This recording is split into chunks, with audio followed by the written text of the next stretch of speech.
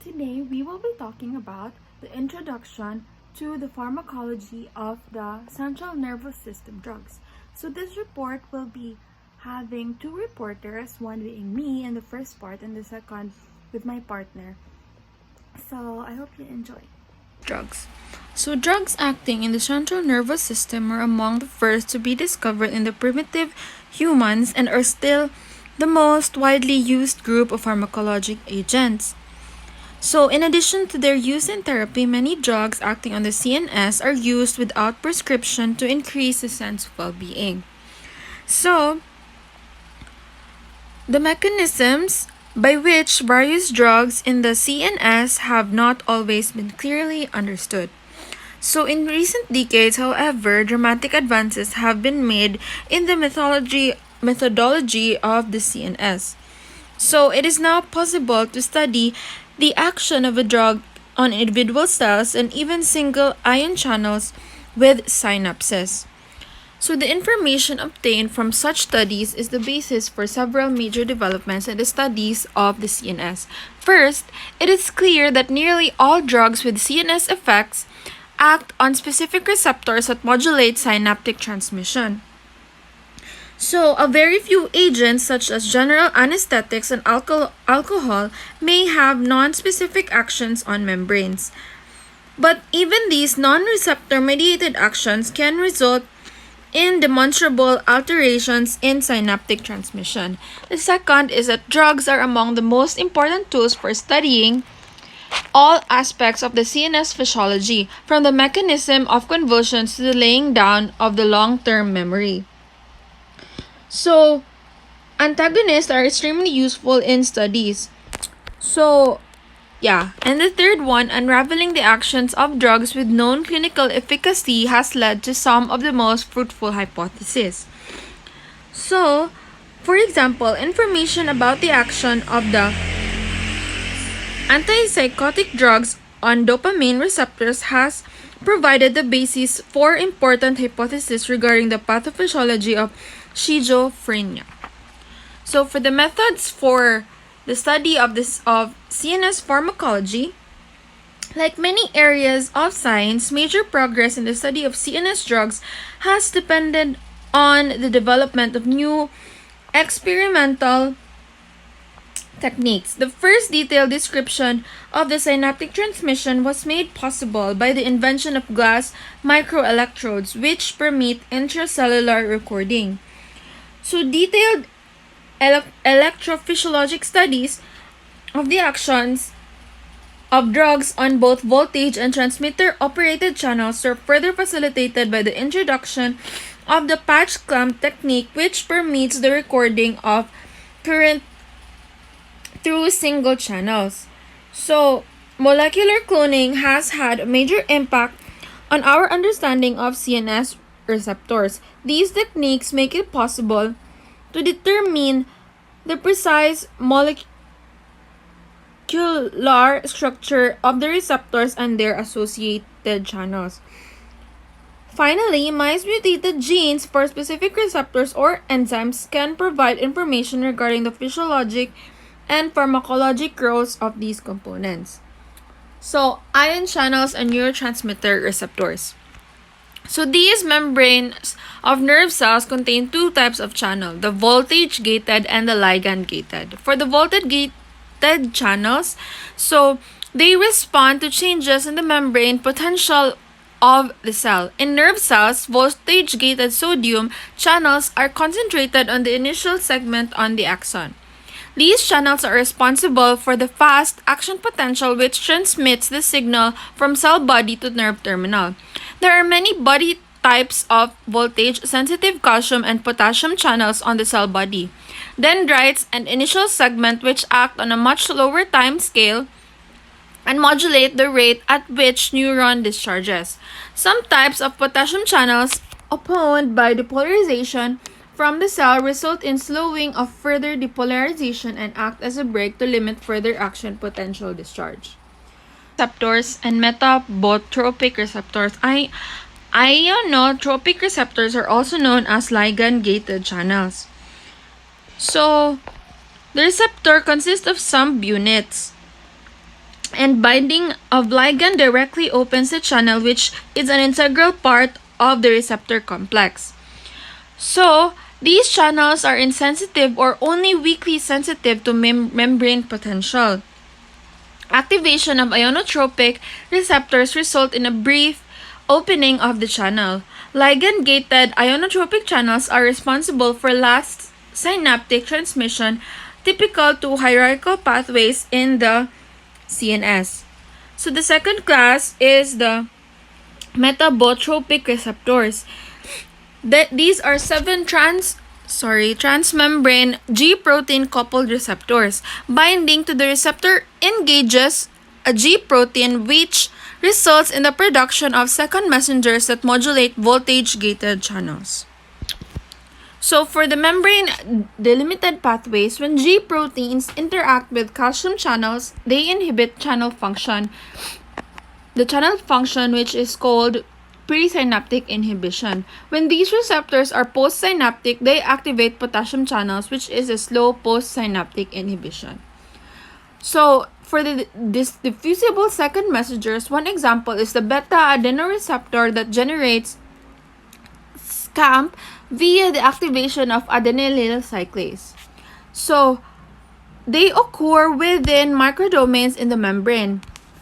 So, second messenger mediated effects can occur over considerable distances. The effects of metabotropic receptor activation can last 10 of seconds to minutes. Metabotropic receptors predominate in the diffuse of neuronal systems in the CNS. So that would be all. The next part, which the synapse and synaptic potentials, will be discussed by the next reporter. Next is the synapse and synaptic potentials. The synapses are the communication between neurons in the CNS that occurs through chemical synapses in the majority of cases. Electrical coupling between neurons may play a role in synchronizing neural discharge. However, it is unlikely that these electrical synapses are an important site of drug action. In propagation of action potential, so it is an action potential in the presynaptic fiber propagates into the synaptic terminal and activates voltage-sensitive calcium channels in the membrane of the terminal. So the calcium flows into the terminal. The increase in intraterminal calcium concentration promotes the fusion of synaptic vesicles with the presynaptic membrane. The transmitter contained in the vesicles is released into the synaptic cleft and diffuses to the receptor on the postsynaptic membrane. Binding of the transmitter to its receptor causes a brief change in membrane conductance, or the permeability to ions, of the postsynaptic cell. So the time delay from the arrival of presynaptic action potential to the onset of the postsynaptic response is 0.5 millisecond. The EPSP, or the excitatory postsynaptic potential. So when an excitatory pathway is stimulated, a small depolarization or excitatory postsynaptic potential is recorded. Excitatory transmitter is acting on an ionotropic receptor, causing an increase in cation permeability. So when sufficient number of excitatory fibers are activated, the EPSP depolarizes the postsynaptic cell to threshold. All or none action potential is generated. IPSP, however, it is the inhibitory postsynaptic potential. So when an inhibitory pathway is stimulated, the postsynaptic membrane is hyperpolarized owing to selective opening of chloride channels. The equilibrium potential for chloride is only slightly more negative than the resting potential. So the hyperpolarization is small and contributes only modestly to the inhibitory action. The opening of the chloride channel during the inhibitory postsynaptic potential makes the neuron leaky. Changes in membrane potential are more difficult to achieve. This shunting effect decreases the change in membrane potential during the excitatory postsynaptic potential. The presynaptic inhibition. So axonic synapses reduce the amount of transmitter released from the terminals of sensory fibers. Presynaptic inhibitory receptors are present on almost all presynaptic terminals in the brain. Axonic synapses are restricted to the spinal cord. Next is the cellular organization of the brain. The cellular organization of the brain composed of hierarchical systems and nonspecific or diffuse neuronal systems. The hierarchical systems include all the pathways directly involved in sensory perception and motor control. The pathways are generally clearly delineated, being composed of large myelinated fibers that can often conduct action potentials at a rate of more than 50 meters per second. The information in hierarchical systems is typically phasic and occurs in bursts of action potential. So in sensory systems, the information is processed sequentially by successive integration at each relay nucleus on its way to the cortex. So a lesion at any link incapacitates the system. There are two types of cells. This is the relay or projection neurons and local circuit neurons. The projection neurons form the interconnecting pathways and transmit signals over long distances. The cell bodies are relatively large, and their axons emit collaterals that arborize extensively in the vicinity of the neuron. These neurons are excitatory. The synaptic influence of projection neurons involves inotropic receptors. Their influence is very short-lived. The excitatory transmitter is glutamate.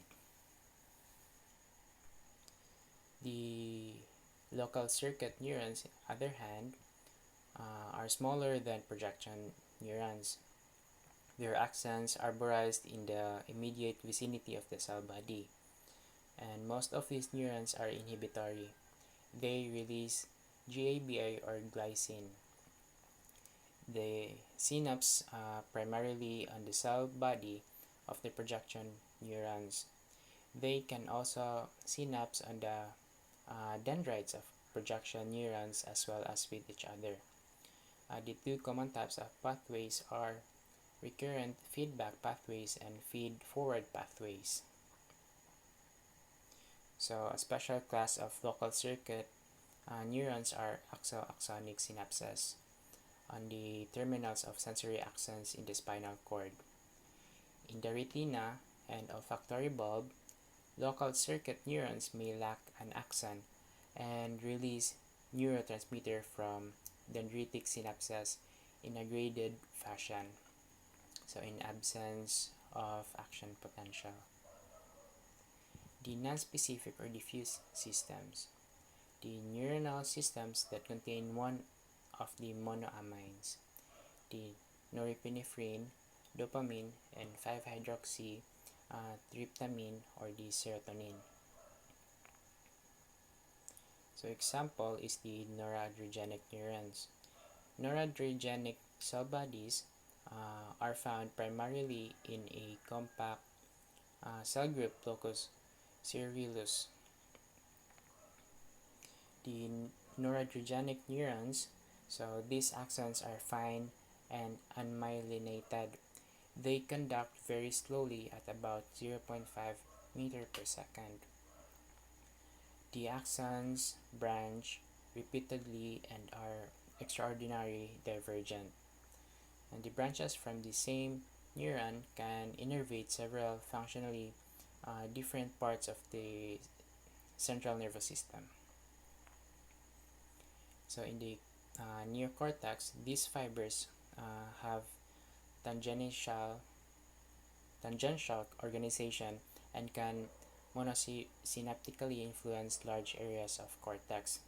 The pattern of innervation by noradrenergic fibers in the cortex and nuclei of the hierarchical system is diffuse.